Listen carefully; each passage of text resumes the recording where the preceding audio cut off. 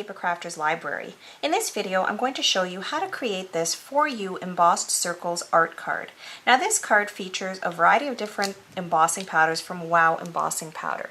The three colors that I used include the Susie West California Sunshine Regular, Cotton Candy Regular, and Bubblegum Regular. So I'm starting with a piece of white cardstock that's 4 5/8 of an inch by 6 5/8 of an inch. And I'm going to be stamping the entire piece of cardstock using this She Art print texture stamp, which is a Christy Tomlinson design manufactured by Unity Stamps. I've already gone ahead and I have stamped it on my imaging sheet for my Stamp-A-Majig just to help me make sure that the stamp is aligned as I stamp it all the way down my white cardstock. Now the ink that I'm using is the Ranger Jet Black Archival ink. It is a permanent waterproof ink, and that's my ink of choice whenever I'm doing any kind of mixed media work or work that has a variety of different mediums that I'm layering on top.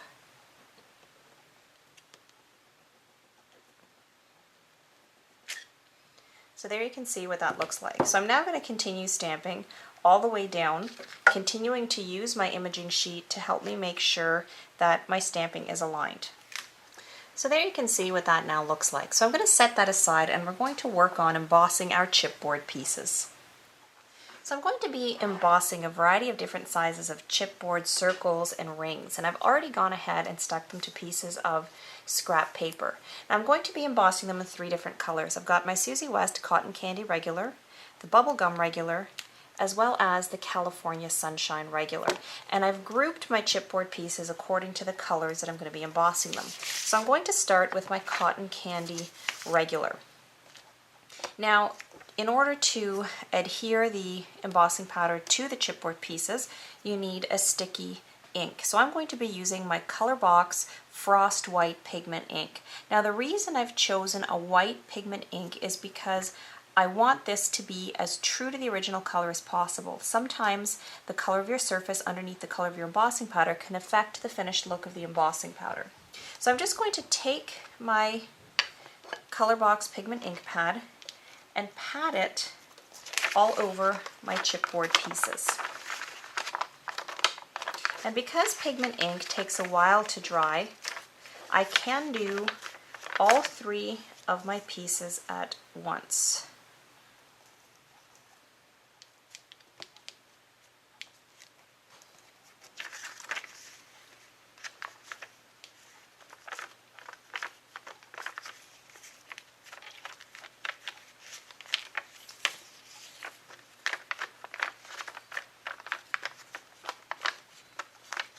So you just want to make sure when you're doing this that your chipboard pieces are thoroughly covered in the pigment ink. If there's any area that's not covered, then the embossing powder won't stick to that.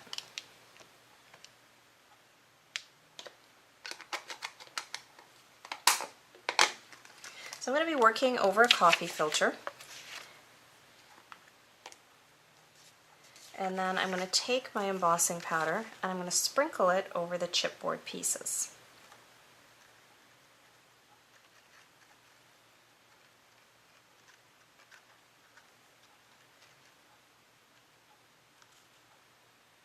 And then the excess just gets tipped into my coffee filter, which I can then use to funnel it back into the container.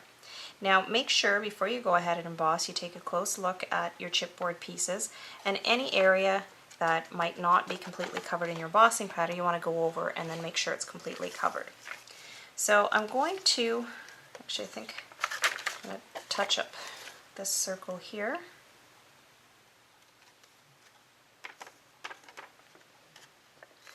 So I'm going to funnel this back into my container to minimize accidentally spilling it.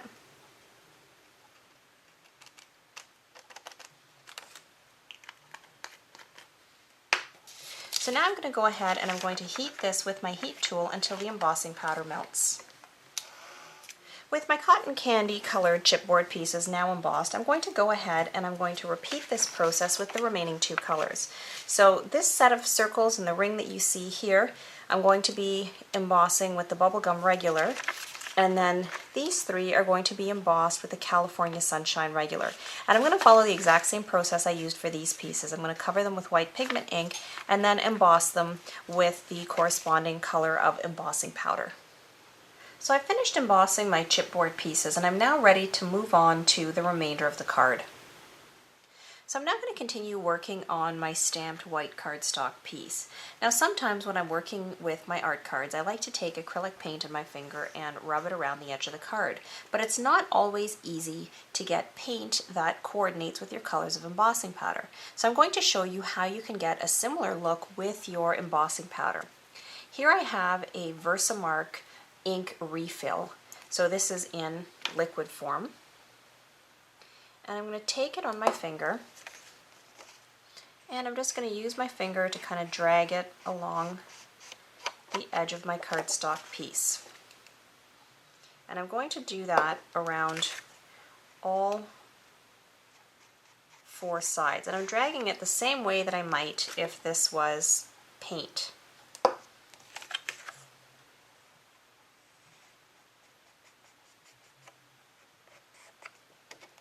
Now, you might be wondering, why am I doing this versus just taking my ink pad and dragging it along the edge? This gives you a different look, and I find you also have a little bit more control. So now that I have that there, I'm going to take my embossing powder and I'm going to kind of hold my card in the center. I'm going to sprinkle my embossing powder on all the sections of Versamark.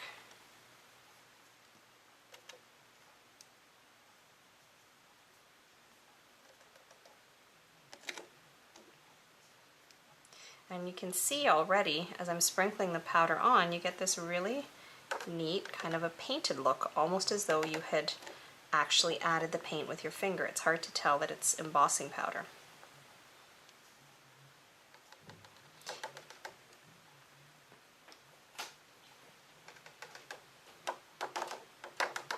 Now, if you have embossing powder in any areas that you don't want it to be, you can always take a fine-tipped brush and then just brush that off.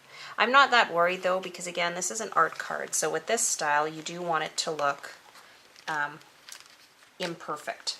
So I'm just taking my embossing powder now, and from my coffee filter I'm going to funnel it back into my container. And then I'm going to take my heat tool and I'm going to melt the embossing powder in the same way that I did with my chipboard pieces. So there you can see what that looks like. So I'm going to take this and I'm going to stick it onto a piece of Basil's ebony cardstock, which is 4 3/4 by 6 3/4.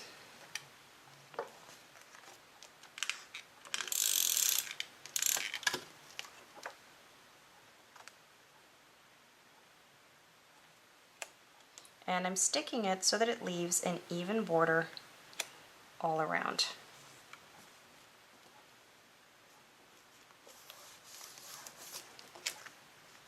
So there you can see what that now looks like. So at this point, I'm going to start arranging my chipboard circles onto my card front. And then I'm going to be sticking them down once I'm happy with their placement using my Tombow Mono multi-liquid glue.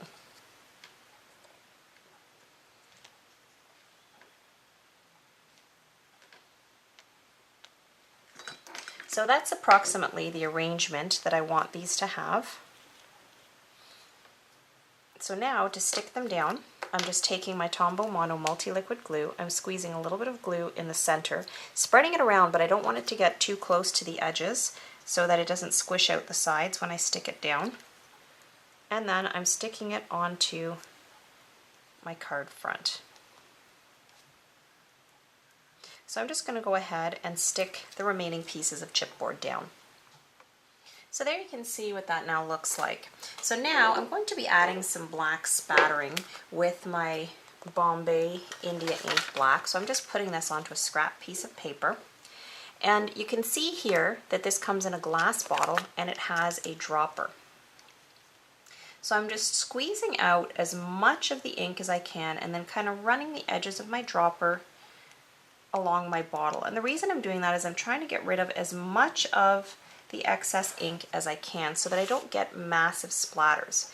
So I'm going to be flicking this over my paper using a downwards motion. So my hand's going to be going like this, but it's going to be sharp and quick.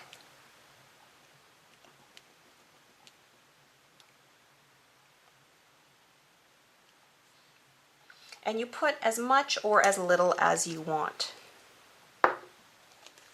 Now, of course, you don't have to do this step. I just like it because it kind of adds to the artsy look to it, and it kind of blends in nicely with the imperfection of the embossing around the edges. So at this point, I'm going to take my heat tool and very carefully run it over to dry the India ink, but I'm just going to do it kind of quickly. I'm not going to stay in any one location for too long because I don't want to remelt any of the embossing powder. So with the India ink now dry, I'm ready to stick this to my card front. And for that, I'm going to be using some of my Tombow Mono Multi-Liquid Glue. Once again, I'm making sure I don't squeeze my glue too close to the edges so that when I press it down, I don't accidentally end up with any glue squishing past the edges.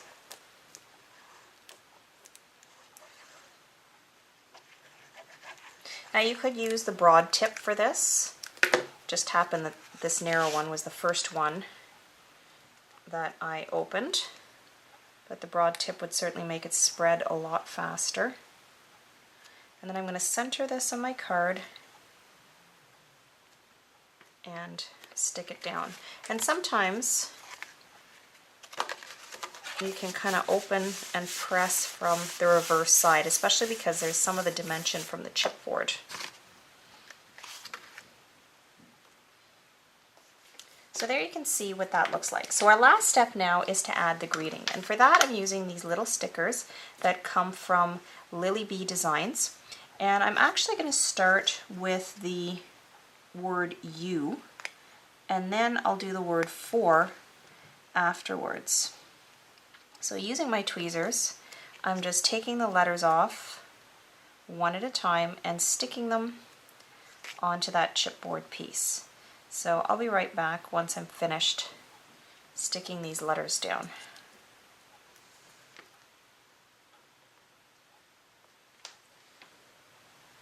So I finished sticking down my letters to create the For You greeting, and my project is now finished.